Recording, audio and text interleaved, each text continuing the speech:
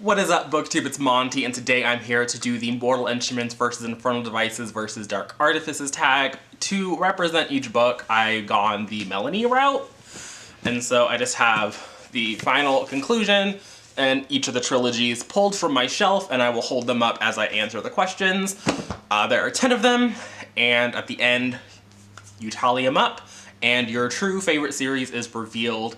I still think that I know what my answers are. Like, I feel like I know what my favorite one is, but I've seen a couple people do this, and what they thought was going to be their favorite did not shake out in the end based on the 10 questions. So what I think I know and what I actually know could be very different things. So thank you for joining me. I'll leave a link to the original video down in the description below. I will leave a link to Melanie's video as well, because that's the person I watched do this first, like, months ago. I think her video was really what inspired me. I think this tag that she did, and then her reading vlog on the Red Scrolls of Magic was what really kicked me into gear last year to go back and revisit Cassandra Clare's works. And I'm actually really happy that I did. I think that, although I rated them low by most people's standards on Goodreads, I enjoyed my time in the world, and even though the Dark Artifices let me down on like a structural level, I do recommend that people read them. I think that they are a lot of fun, even though I have a lot of complaints about them, so I don't want people to think that I hate them because I don't actively hate things. If I actively hated it, I would not have continued on with this series for as long as I did. So, with all of those disclaimers out of the way, let's just jump into the questions. The first question is, who is your favorite main character between Clary, Tessa, and Emma? And my answer to that question is easily Clarissa Fairchild, Clary Frey. I think that it's in part, it's not really fair.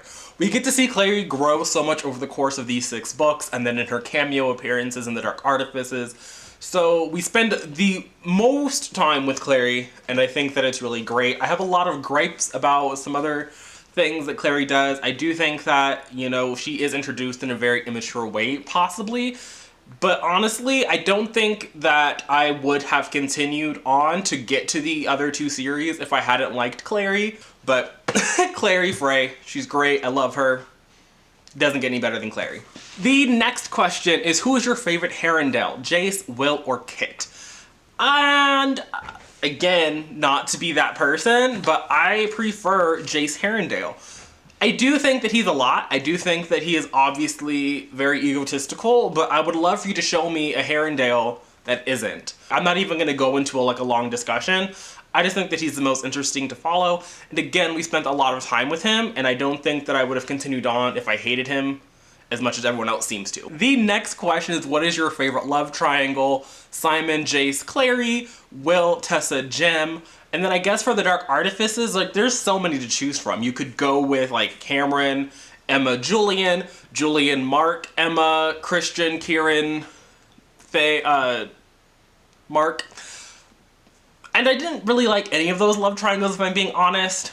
If I had to pick one, I would actually go with Simon, Maya, Isabelle, just because it was the most messy and the one that I was the most invested in. So I guess by default, it has to be this one, because I didn't like any of the romance in the Infernal Devices. In fact, that was kind of why I hated that book series so much, because I didn't think that any of the romances there were all that well established, besides like maybe Jem and Will. I could have got on board with that, but Tessa being in love with both of these dudes never made sense to me, so that's another point for the Mortal Instruments, but I'm not really invested in any of the love triangles that Cassandra Clare has crafted. So there's that, I guess. The next question is, who is the best villain? Sebastian, the Magister, or Annabell / the Unseelie King in the Dark Artifices? And I feel like I made my opinion on Annabell and the Unseelie King really clear in my discussion of Queen of Air and Darkness. I didn't think that they were really antagonists at all. So between the Magister and Sebastian, I think that Sebastian has to win. Like, the Magister, he had like a cool concept.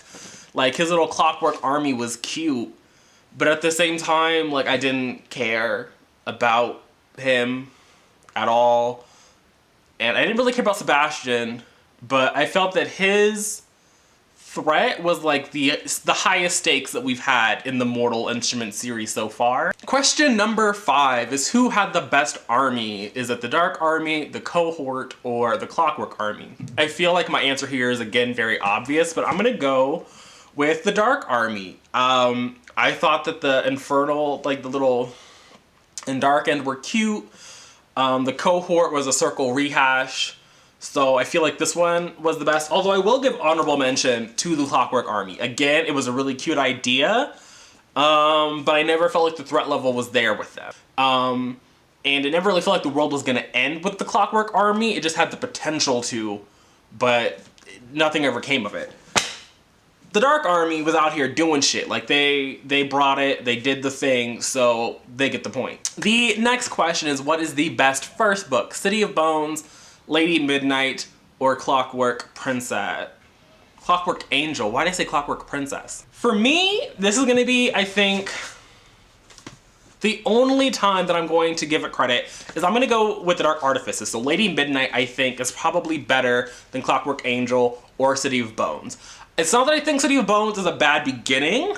I think it's a really good book. I really enjoyed my reread last year. But I think that in terms of like an arc, I think that Lady Midnight works the best as a standalone. I think if you have never read a Cassandra Clare book and you pick up Lady Midnight and you read it, I think you can get a really great start to finish story.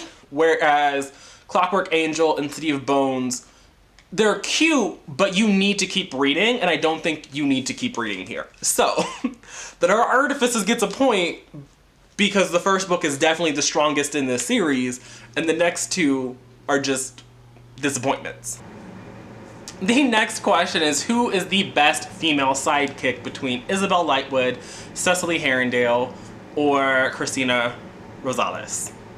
I wouldn't argue that Cecily is not really a female sidekick, so that's just tossed out the window. And so between Cristina and Isabelle, I'm gonna go with Isabelle.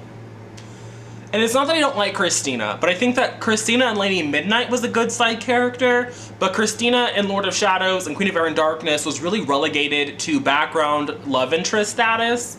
And it felt like her entire character was just like she was created to be super into the fairies and then to wind up in a fairy threesome. Like, it just felt very like she didn't exist outside of that, and her relationship with Emma was sort of pushed to the background. So if Lady Midnight was the only book in the Dark Artifices, she might have won. But I think that Isabelle gets an arc, she gets to grow as a character over the course of the 6 books. Again, it's not that fair because she has more page time than some of these other characters, but I feel like I would be lying to myself if I didn't pick Isabelle Lightwood. The next question is which is your favorite institute between New York, Los Angeles, or London? Unpopular opinion here. I don't really care about any of the institutes. I think that these institutes are described to be way bigger and to hold far more people than I think exist in all of the Shadow world. I don't think that there's that many Shadowhunters in any of the timelines that we've seen, and so that these buildings are so massive and have all of these unused rooms, none of them quite appeal to me. So London is really out. I think that the fact that London has like 3 million rooms and it's described like the most estately of all of them, and there's only ever like 3 people there, I'm out. Also, they had like some low-key slavery situation going on. Didn't care about it. So between New York and LA, I don't really care. So I'm gonna go with LA, I think. I'm a Californian, so like maybe that's why. It's not that I really spend a lot of time in LA. I didn't really have any connections to the places that we visit here in this series. But I think that the LA Institute just has a more modern design aesthetic. And I'm really into super modern contemporary designs with like crisp, clean, concrete, open wood, like all of that. I'm not really into the old church setting of New York. So I'm gonna give it to this one only because in my mind, the like architectural design elements are more appealing to me, not because I think that it's like the best one. The next question is which is your favorite last book between obviously City of Heavenly Fire, Queen of Air and Darkness, or Clockwork Princess? This one I think is a little tough. It's a little tough.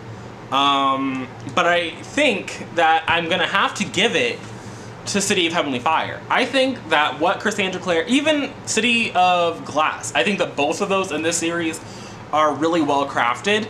I really enjoyed elements of Queen of Air and Darkness, but the Infernal Device Clockwork Princess, like, I was just happy to be done with it. So I'm gonna give it to City of Heavenly Fire because I think that it really wrapped up a lot of the storylines in a way that I hadn't expected, and I was kind of surprised to see done so well. And I think that it's also the most concise while also doing all of that. There were a lot of characters in this series, that there was a lot that had to be done, and I respect the fact that she was able to do it in 700 pages, unlike Queen of Air and Darkness, which is damn near 1,000. The last question in this tag is, which book has your favorite epilogue? City of Heavenly Fire, Queen of Air and Darkness, Clockwork Princess. I think that Clockwork Princess gets a lot of hype for having the best epilogue. And I have to say that as someone who read these in terms of like chronological order, so I read this between the first and second third of the Mortal Instruments series, I didn't like this epilogue. I felt that it kind of, I don't want to say it spoiled elements of City of Heavenly Fire, but it did. It kind of did. It did. Like, it made the reading experience not that enjoyable for me. And so because of that, I don't like this epilogue all that much. And I would probably have to give it to City of Heavenly Fire because I think that this one had a really great epilogue, especially after the ending that I had with it. So it ended and I was like, okay. But then this one, it was like, I felt nice and resolved. And it's not that I think that Queen of Air and Darkness has the worst epilogue, but I think it has the worst epilogue in terms of what we know about the series that follows it. So in terms of what we know about the Wicked Powers, this epilogue, it annoyed me. And again, I go into that in my review of this because it bothered me because I was decently okay with how it ended, and then the epilogue came. So that is all 10 questions, and no surprise here, but the Mortal Instruments won with 8 points, the Dark Artifices had 2 points, and none for the Infernal Devices, as it should be. And so I'm very happy to say that the Mortal Instruments did win, much like I thought they would, because like, it is my favorite series. It is.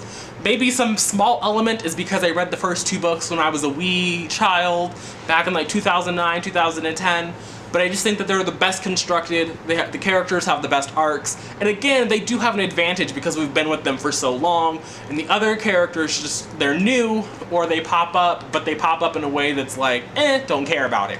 So, thanks for watching. If you liked what you saw here, make sure to leave a like. You can subscribe to see more. And as always, I look forward to reading your comments down below. I'll see you guys again on Friday with the Friday Reads. But until then, and until next time, bye.